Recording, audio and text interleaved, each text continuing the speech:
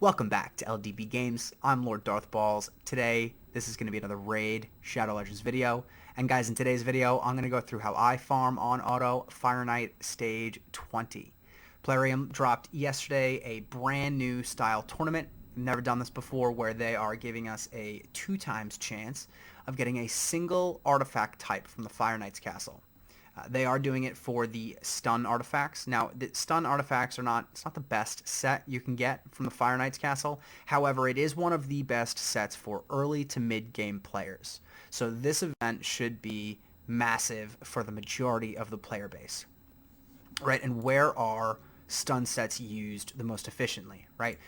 The best champion to place a stun set on is a champion that's going to be doing at least an AoE A1 ability. So the champion that I have in stun gear right now is Sylar. She is an excellent control champ to begin with, right? So having an AoE on her A1 and an AoE on her A2 on top of her turn meter control and decreased speed gives her that extra 18% chance of placing a stun debuff, right? And stun debuffs are one of the best debuffs in the game. Completely renders your opponent useless. It doesn't reduce any of the damage like freeze does. It doesn't get removed when you get hit like sleep does. And it also prevents the champion's skills from resetting as long as the debuff is active. You can see they are calling this tournament style the Drop Frenzy. I think this is a really cool idea, and I'm excited for them to do this for other sets. Ideally Savage, right? Or Immunity, or even on other dungeons. So when it comes to taking on the Fire Knight, the one key thing to remember for your team is you want as many hits as possible, right? Because the first thing that you have to do when you get to the Fire Knight is take down his shield, which takes 10 hits. So there are various types of champions and skills that you can use, right?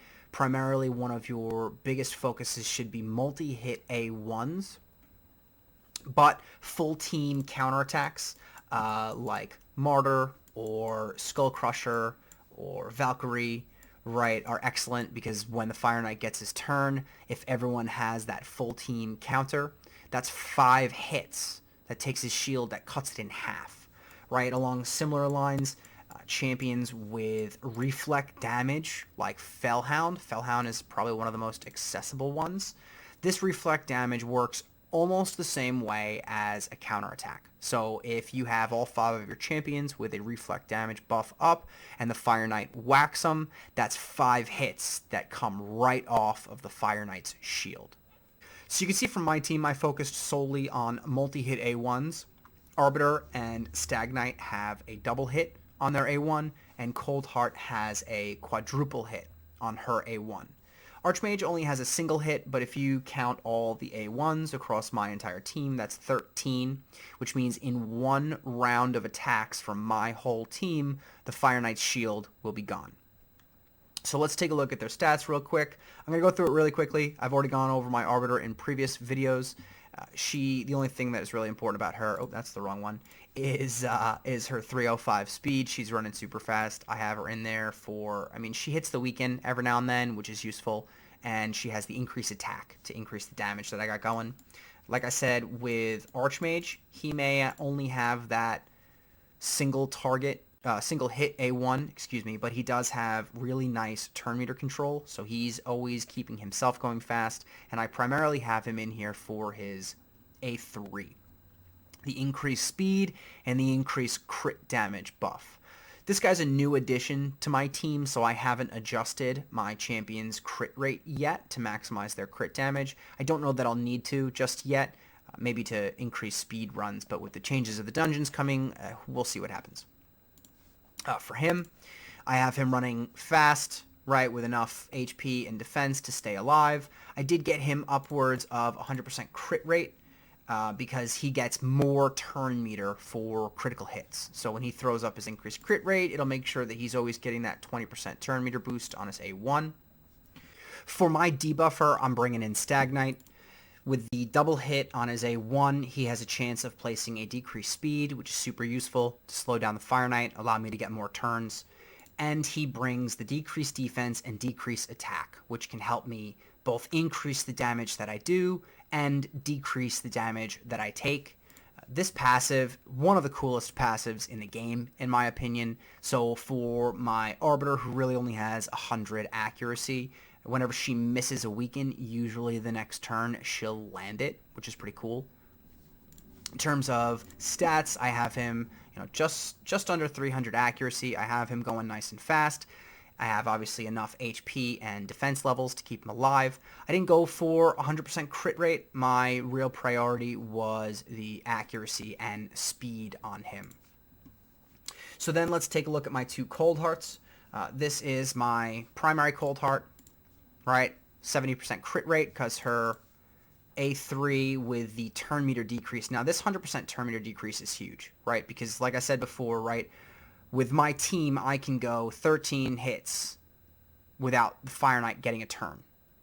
With Cold Heart's A3, if the timing works out right, it just prevents the Fire Knight from getting his turn over and over again. And having 2 of them is pretty huge. Plus she puts out some nice damage with the enemy max HP. She also has the ability to land that heal reduction on her quad hit A1. The Fire Knight heals every time he hits you and puts his shield back up, so this will prevent that from happening. In terms of stats, right, 70% crit rate, so that it's 100% when she hits. I got over 200% crit damage, 3,400 attack, and the accuracy is really important for reducing the turn meter. You cannot reduce turn meter without accuracy.